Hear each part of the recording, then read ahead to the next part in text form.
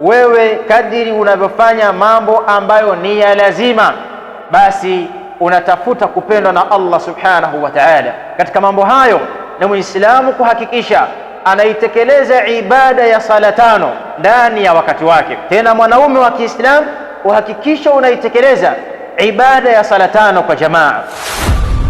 Innal hamdalillah nahmaduhu wa nasta'inuhu wa nastaghfiruhu wa nastahdihi wa na'udhu billahi min shururi anfusina wa min sayyiati a'malina. من يهده الله فلا مضل له ومن يضلله فلا هادي له. أشهد أن لا إله إلا الله وحده لا شريك له، وأشهد أن محمدا عبده ورسوله. يا أيها الذين آمنوا اتقوا الله حق تقاته ولا تموتن إلا وأنتم مسلمون. يا أيها الناس اتقوا ربكم الذي خلقكم من نفس واحدة وخلق منها زوجها وبث منهما رجالا كثيرا ونساء واتقوا الله الذي تساءلون به والأرحام إن الله كان عليكم رقيبا. يا أيها الذين آمنوا اتقوا الله وقولوا قولا سديدا يصلح لكم أعمالكم ويغفر لكم ذنوبكم، ومن يطع الله ورسوله فقد فاز فوزا عظيما. أما بعد، فإن أصدق الحديث كتاب الله، وخير الهدى هدى نبينا محمد صلى الله عليه وآله وسلم، وشر الأمور محدثاتها، فإن كل محدثة بدعة وكل بدعة ضلالة وكل ضلالة في النار. اللهم إنا نعوذ بك من عذاب النار. أيها الناس عباد الله، أوصي نفسي ونفوسكم بتقوى الله تبارك وتعالى، فإنه وصية الله للأولين وللآخرين. يقول ربنا تبارك وتعالى: ولقد وصينا الذين أوتوا الكتاب من قبلكم وإياكم أن اتقوا الله. واجه الله تبارك وتعالى بعدكم شكر الله لكم تكي صالنا سلام متمت محمد صلى الله عليه وآله وسلم. hapana shaka ya kwamba siku hii tuliyokuwa nao yaumul jumaa ni siku ya tarehe 28 ndani ya mwezi mtukufu wa Dhulqaada. Kwa hiyo bado tupo ndani ya miezi mitukufu ambayo Allah tabaraka wa taala ametuhusia akituambia msithubutu kudhulumu nafsi zenu ndani ya miezi minne iliyokuwa mitukufu. Ndugu zangu katika iman, twayaelekea masiku bora zaidi ya hapa duniani. Imebakia yawezekana ni siku moja kuweza kuingia sasa ndani ya mwezi mtukufu wa Dhulhijja, baada ya kumalizika huu mwezi tuliokuwa nao ambao pia ni mtukufu, mwezi wa Dhulqaada. Ndugu zangu katika iman, kama nilivyotangulia kusema, tunayaelekea masiku ambayo ni bora zaidi katika masiku ya duniani. Kwa maana hii ni tambihi tosha na ni zinduo tosha la kumzindua kila Muislamu na kumkumbusha afahamu ya kwamba anaelekea katika masiku yaliyokuwa mabora zaidi ya hapa duniani. Si mengine ayuha nnasu ibadallah, bali ni masiku 10 ya mwanzo ya mwezi mtukufu wa Dhulhijja, masiku ambayo Allahu tabaraka wa taala ndani ya Qur'an ameyapia. Na Allah tabaraka wa taala haliapii jambo lolote isipokuwa ujue kwamba hilo linaloapiwa lina ukubwa zaidi au lina heshima zaidi mbele ya Allah subhanahu wa ta'ala. Falidhalika, kwa ajili hiyo Allah tabaraka wa taala akaapa ndani ya surat al-Fajr aya ya kwanza akisema wal fajri. Allah anaapa na zama za al-fajr, wakati wa al-fajr, halafu walayalin ashri, Allah akaapa na masiku 10. Alulama walmufassirun wanatuambia kwamba masiku 10 yaliyokusudiwa hapa ni masiku 10 ya mwanzo katika mwezi mtukufu wa Dhulhijja.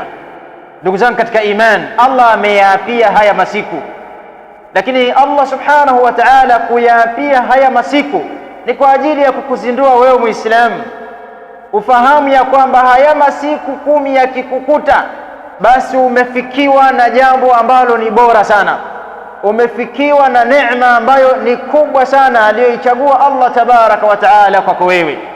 Kwa maana hiyo, ni yapi maandalizi yako ewe mja wa Allah tabaraka wa taala kunako haya masiku 10 ya mwanzo ndani ya mwezi mtukufu wa Dhulhijja? Umejiandaa kuishi kama masiku mengine? Umejiandaa kuishi kawaida kama ulivyokuwa ukiishi katika masiku mengine? Hautakiwi kuwa hivi Muislamu. Watakiwa ujiandae kwa nia, uweke na maazimio ya kwamba mimi haya masiku 10 ya mwanzo ya mwezi mtukufu wa Dhulhijja nitayatumia katika ibadati mbalimbali kujikurubisha kwa Allah subhanahu wa ta'ala. Ndugu zangu katika iman, wengi tumejikita katika kufanya mema zaidi katika yale masiku 10 ya mwisho ya mwezi mtukufu wa Ramadhan. Masha Allah, ni jambo bora, ni jambo bora, lakini pia ni jambo bora kujipinda zaidi hata katika haya masiku 10 ya mwanzo katika mwezi mtukufu wa Dhulhijja. Tofauti baina haya masiku 10, yale ni 10 na haya ni 10, tofauti kama wanavyosema maulama iko katika jambo moja. Masiku 10 ya mwezi mtukufu wa Ramadhan, yale ya mwisho, ubora wake zaidi unapatikaniwa wakati wa usiku, lakini masiku 10 ya mwanzo katika mwezi mtukufu wa Dhulhijja ubora wake zaidi unapatikaniwa wakati wa mchana. Na ndio maana siku ile ambayo ni kubwa zaidi ndani ya haya masiku 10 yanayokuja ni yaumu Arafa, ni siku ya Arafa. Lakini siku ya Arafa ukitathmini ubora wake zaidi upo wakati wa usiku au upo wakati wa mchana, ni kwamba bila shaka ubora wake upo wakati wa mchana. Hii ndio tofauti baina ya masiku 10 ya mwezi mtukufu wa Ramadhan na masiku 10 ya mwanzo ya mwezi mtukufu wa Dhulhijja. Ndugu zangu katika iman, tujiandae kisaikolojia, tujiandae kiutendaji wa kiibada kwa ajili ya neema hii, endapo Allah tabaraka wa taala atatujalia kuidiriki neema ya masiku 10 ya mwanzo katika mwezi mtukufu wa Dhulhijja. Ahibatana fillah, ndugu zetu katika iman na ndugu zangu katika iman, al-Imam al-Bukhari amepokea hadithi ya sahaba Abdullah ibn Abbas radhiyallahu anhuma akisema, qala Rasulullah sallallahu alayhi wasallam, amesema Mtume sallallahu alayhi wasallam, ma min ayamin al-amalu as-salihu fihinna ahabbu ila Allah min hadhihi al-ashr, hakuna katika masiku matendo mazuri anayoyafanya Muislamu yakawa yanapendwa zaidi na Allahu tabaraka wa taala kama matendo ambayo atayafanya ndani ya masiku 10 ya mwanzo katika mwezi mtukufu wa Dhulhijja. Masahaba wamuuliza Mtume sallallahu alayhi wasallam wakimwambia, wala aljihadu fi sabilillah, hata kupigana jihadi katika njia ya Allah haifikii ubora wa matendo atakayoyafanya mtu katika masiku 10 ya mwanzo ya mwezi mtukufu wa Dhulhijja? Mtume sallallahu alayhi wasallam awaambia, wala aljihadu fi sabilillah, hata kupigana jihadi katika njia ya Allah subhanahu wa ta'ala, isipokuwa tu mtu ambaye atatoka yeye na mali yake kwenda kupigania dini ya Allah subhanahu wa ta'ala, alafu kukawa hakuna chochote kilichorudi kati ya viwili hivyo, maanake akawa ameipoteza mali yake na pia vile vile uhai wake akawa ameupoteza katika kuipigania dini ya Allah subhanahu wa ta'ala. Ayuha nnasu ibadallah, ndugu zangu katika iman, hii ni fursa adhima, ni fursa iliyokuwa kubwa ya Allah subhanahu wa ta'ala kukujalia wewe kuyadiriki masiku 10 ya mwanzo katika mwezi mtukufu wa Dhulhijja. Tumesema huenda bado siku moja, kwa hiyo tutaraji kwa uwezo wa Allah subhanahu wa ta'ala atatufikisha ndani ya haya masiku 10 yaliyokuwa bora zaidi. Ndugu zangu katika iman, ayyamul ashri, masiku 10 ya mwanzo ya mwezi mtukufu wa Dhulhijja ni ayyamu mubarak, ni masiku yaliyobarikiwa sana. Wengi katika masahaba wa Mtume sallallahu alayhi wasallam walijua ya kwamba kweli haya masiku yamebarikiwa.